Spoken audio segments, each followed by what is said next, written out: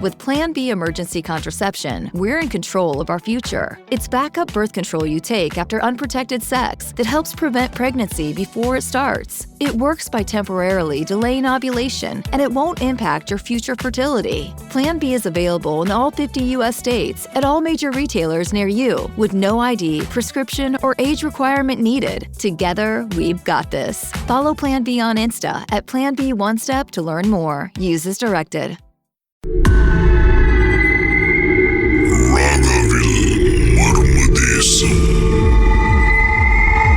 சொல்லுங்க, அதுக்கப்புறம் என்ன நடந்துச்சு? வீட்டுல வந்து அந்த என்னமோ இருந்துச்சுன்னு அம்மா சொன்னாங்க தெரியுங்களா. அப்போ ஒரு சாமியார் வந்து சொன்னாங்க, சில பேர் வந்து சொன்னாங்க, முள்ளாலதான் எடுக்கணும், நீங்க வந்து கிறிஸ்டியன் எங்களுக்கு தெரியுது, நாங்க உங்களோட இது பண்ண கிடையாது, ஆனா முள்ளால எடுக்கிறதா நல்லது சொல்லிட்டு அவங்க நிறைய பேர் சஜஸ்ட் பண்ணுவாங்க. அம்மா என்ன பண்ணாங்க, சாமி பாக்குற இடத்துல ஒருத்தவங்களை போய் பார்த்தாங்க. அப்போ அவர் வீட்டுக்கு வந்து பார்க்கும்போது, சிஸ்டர் நான் வந்து அதெல்லாம் நம்பாத ஆளு. அப்ப நான் என்ன பண்ணேன், அந்த டப்பவேர் நான் தான் வாங்கி எட்டு வந்தேன். அப்பா சொன்னாங்க, நீயே எட்டு போ அப்படின்னு சொல்லிட்டு. அப்ப அந்த டப்பவேர் வந்து டிரான்ஸ்பேரண்டோட பிளாஸ்டிக் போட்டுதான், அது வந்து டிரான்ஸ்பேரண்ட் ஒண்ணுமே இருக்காது. அப்ப நான் என்ன பண்ணேன், அவங்க வந்து அதை என்னமோ மந்திரம் எல்லாம் செஞ்சு இது பண்ணிட்டு, நீ தானே நம்பல, நீ வந்து கை வச்சு பாருனோனே வெள்ளையா இருந்த போத்த கருப்பாயிடுச்சு சிஸ்டர். கரீன் ஆயிட்ட பிறகு அது மேல கை வச்சு பார்க்க எடுத்துட்டு வந்தீங்க. அது நான் வாங்கிட்டு வந்தேன். நான் கடையில போய் டூரிங் ஷாப் இருக்குல்ல, அதுல நான் போய் வாங்கிட்டு வந்த போட்டதான். அப்ப நான் அதுல வாங்கிட்டு வந்த பிறகு நான் தான் வாங்கிட்டு வந்தேன். நான் தான் அந்த சாமியாரோட கையில நான் தான் எடுத்து போய் கொடுத்தேன். ஏன்னா எல்லாரும் என்ன ஏமாத்திடுவாங்க அப்படின்ற ஒரு எனக்கு ஒரு நம்பிக்கை இல்லாத ஒரு இதுல நான் தான் அந்த போத்தை எடுத்து போய் கொடுத்தேன். அந்த போத்தை கருப்பாயி அந்த போத்தில கை வைக்க சொன்னாங்க. அந்த போத்தில நான் கை வைக்கிறேன், அந்த போத்திய தட்டுற சத்தம், எனக்கு அந்த தட்டுற உணர்வு வந்து என் கையில தெரிஞ்சிச்சு நல்லாவே. அதெல்லாம் வந்து அப்படி அந்த மாரி இது புடிச்சு இது பண்ணி, அதுக்கப்புறம் வீட்டுல ப்ரே பண்ணி, அதுக்கப்புறம் எங்க மாமா கிட்ட வந்து அந்த வீட்டுல இருந்து சாமி அண்ணவங்க இருக்கிறாங்களா, அவங்க ஜேபி சைட்ல தான் இருக்கிறாங்களாம்.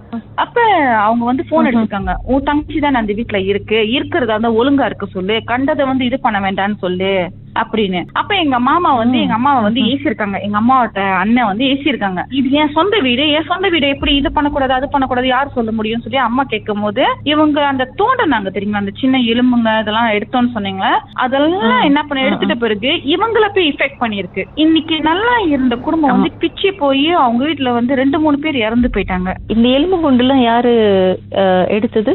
எங்க வீட்டுல வந்து எல்லாம் தோண்டனாங்க. அந்த பாவாடை சட்டை வலியில இதெல்லாம் குட்டி குட்டி எலும்பா இருந்துச்சு, எல்லாமே குட்டி குட்டி மனுஷன் எலும்பு. அப்ப இதெல்லாம் தோண்டி எல்லாம் தூக்கி போடுறப்ப கடல்ல தான் தூக்கி வீசினாங்க. கடல்ல தூக்கி வீசினதுக்கு அப்புறம் இவங்க என்ன சொல்லிருக்காங்க, உன் தங்கச்சி வீட்டுல இருக்க ஒழுங்கா இருக்க சொன்னா இருக்க சொல்லு, தேவையில்லாத அந்த வீட்டுல செய்ய வேணாம்னு சொல்லு அப்படின்னு சொல்லி. இவங்கன்றது யாரு? எங்க அந்த வீட்டுல குடி இருந்தவங்க. இருக்கு முன்னி நாங்க குடி வரதுக்கு முன்னாடி அந்த வீட்டுல குடி அந்த வீட்டுல வந்து சாமி ஆனவங்க, அந்த வீட்டுல சாமி ஆடி மத்தவங்களுக்கு இந்த நல்ல விஷயம் இந்த கெட்ட விஷயம் எல்லாம் செய்வாங்கல்ல, அந்த ஃபேமிலி வந்து அம்மாவோட அண்ணன்ட்ட வந்து இது பண்ணிருக்காங்க. அப்படி சொல்லும் போது வந்து போன் அடிச்சு இப்படி சொல்லும் போது அம்மா சொல்லிட்டாங்க, இது என் சொந்த வீடு, அது வந்து யாரும் கேட்க முடியாது. அம்மாவுக்கு வந்து அண்ணன் மூலியமா வந்துச்சு போனு. என்னன்னா அந்த இது செஞ்சவங்க வந்து அந்த வீட்டுல உள்ள அந்த அப்பா இருக்காருல்ல, அவரு தான் செஞ்சிருக்காரு, அவரு இறந்து போயிட்டாரு.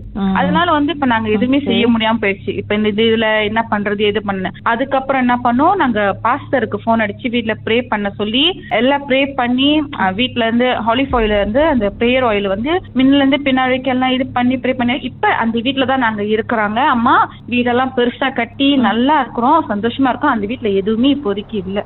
அந்த வீட்டுல நாங்க சந்திக்கும் போது ஒரு உயிரை இழந்துட்டோம்.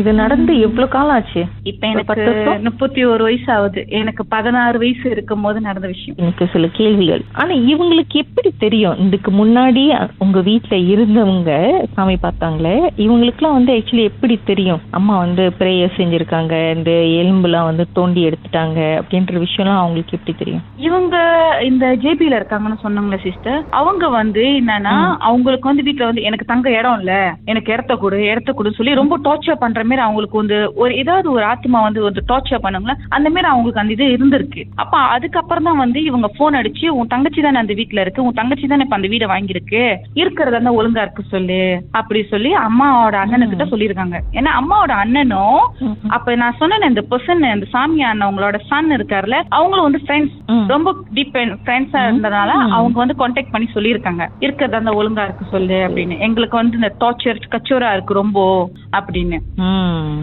எவ்வளவு பெரிய ஒரு விஷயம் அது உங்க வாழ்க்கையில.